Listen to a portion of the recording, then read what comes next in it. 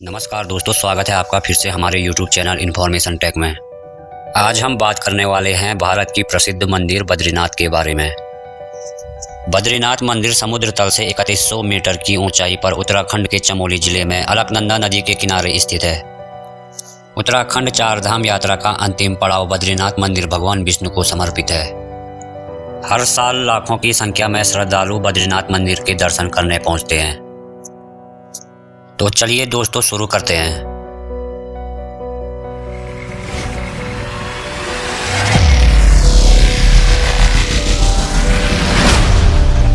सबसे पहले हम बात करेंगे बद्रीनाथ मंदिर के इतिहास के बारे में। बद्रीनाथ या बद्रीनारायण एक हिंदू मंदिर है।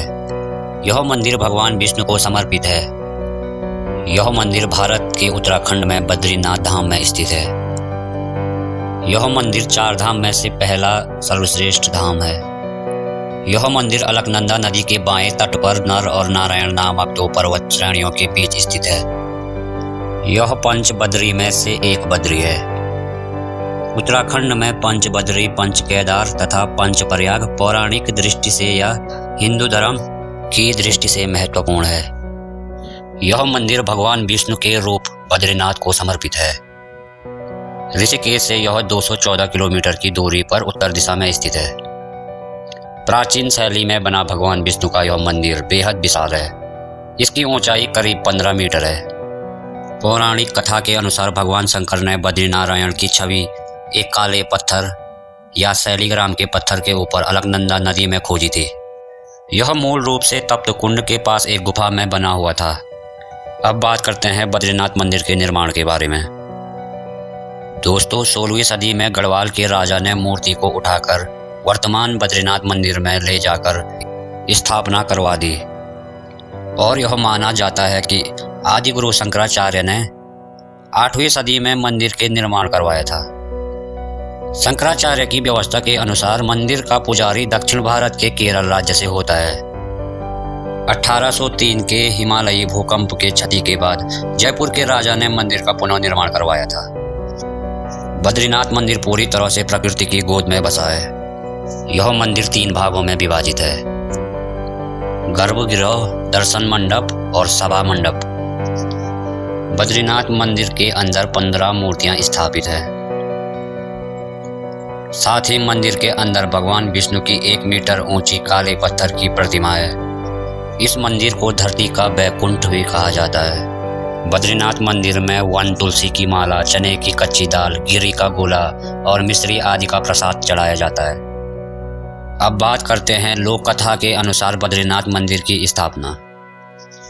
दोस्तों, पौराणिक कथा के अनुसार यह स्थान भगवान शिव भूमि या केदार भूमि के रूप में व्यवस्थित था।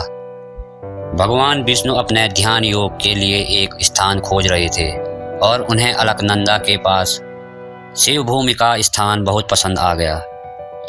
उन्हें वर्तमान चरण पादुका स्थल पर नीलकंठ पर्वत के पास ऋषि गंगा और अलकनंदा नदी के संगम के पास बालक रूप धारण किया और रोने लगे। उनके रोने की आवाज़ सुनकर माता पार्वती और शिव जी उस बालक के पास आए और उस बालक से पूछा कि तुम्हें क्या चाहिए। तो बालक ने ध्यान योग करने के लिए शिव भूमि का स्थान मांग लिया। इस तरह से भगवान विष्णु ने शिव पार्वती से शिव भूमि को अपने ध्यान योग के लिए प्राप्त कर लिया। यही पवित्र स्थान आज बद्री विशाल के नाम से भी जाना जाता है। अब बात करते हैं बद्रीनाथ मंदिर का इतिहास और मान्यताओं के बारे में। अलकनंदा के तट पर स्थित अद्भुत गर्म झरना, जिसे तप्त कुंड भी कहा जाता है, एक समतल चबूतरा जिसे ब्रह्म कपाल कहा जाता है, शेषनाग की कथित छाप वाला एक शिलाखंड शेष नेत्र है, पौराणिक कथाओं में उल्लेखित एक सांप शिला है, भगवान विष्णु के पैरों के निशान को चरण पादुका कहते हैं, बद्रीनाथ से नजर आने वाला बर्फ से ढका ऊंचा शिखर नीलकंठ, जो गढ़वाल क्वीन के नाम से भी जाना जाता है। आखिर बद्रीनाथ मंदिर का नाम बद्रीनाथ कैसे पड़ा? इसके पीछे एक रोचक कथा है। कथा के अनुसार एक बार देवी लक्ष्मी भगवान विष्णु से रूठकर मायके चली गई। तब भगवान विष्णु को ढूंढते हुए उस जगह पहुंच गई जहां भगवान विष्णु ने तपस्या की थी। इसलिए लक्ष्मी जी ने भगवान विष्णु को बद्रीनाथ नाम दिया। अब बात करते हैं दोस्तों बद्रीनाथ मंदिर की मान्यताओं के बारे में।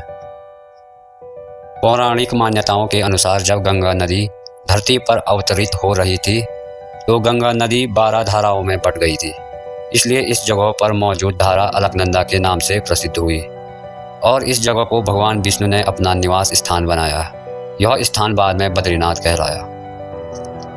बद्रीनाथ मंदिर की मान्यता यह भी है कि प्राचीन काल में यह स्थान बेरों के पेड़ों से भरा हुआ करता था, इसलिए इस जगह का नाम बद्रीवन पड़ गया। और यह भी कहा जाता है कि इसी गुफा में वेद व्यास ने महाभारत लिखी थी और पांडवों के स्वर्ग जाने से पहले यह जगह उनका अंतिम पड़ाव था। दोस्तों बद्रीनाथ मंदिर के बारे में एक मुख्य कहावत है, जो जाए बद्री वो न आए ओदरी। अर्थात जो व्यक्ति बद्रीनाथ के दर्शन कर लेता है उसे माता के गर्भ में नहीं आना पड़ता है, मतलब दर्शन करने वाले को स्वर्ग की प्राप्ति हो जाती है। एक मान्यता यह भी है कि भगवान बद्रीनाथ में भगवान शिव जी को ब्रह्म हत्या से मुक्ति मिली थी। इस घटना की याद ब्रह्म कपाल नाम से जाना जाता है। ब्रह्म कपाल एक ऊंची शिला है जहां पितरों का तर्पण श्राद्ध किया जाता है।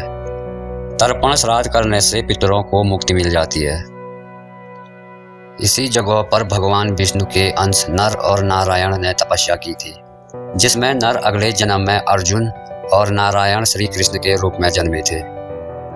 भगवान बद्र विशाल का मंदिर मई से अक्टूबर तक खुला रहता है और नवंबर से अप्रैल तक 6 महीने के लिए बंद रहता है।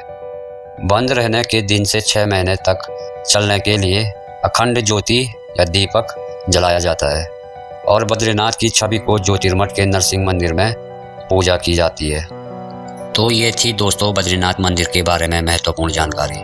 बद्रीनाथ मंदिर के बारे में और वीडियो देखने चाहते हैं तो कमेंट में ज़रूर बताएं दोस्तों। तो उम्मीद करते हैं कि वीडियो पसंद आई होगी। पसंद आई तो लाइक करें, कमेंट करें, चैनल पे नए हो तो सब्सक्राइब भी कर दो यार। तुम्हारा भाई बहुत मेहनत करता है वीडियो बनाने में। धन्यवाद।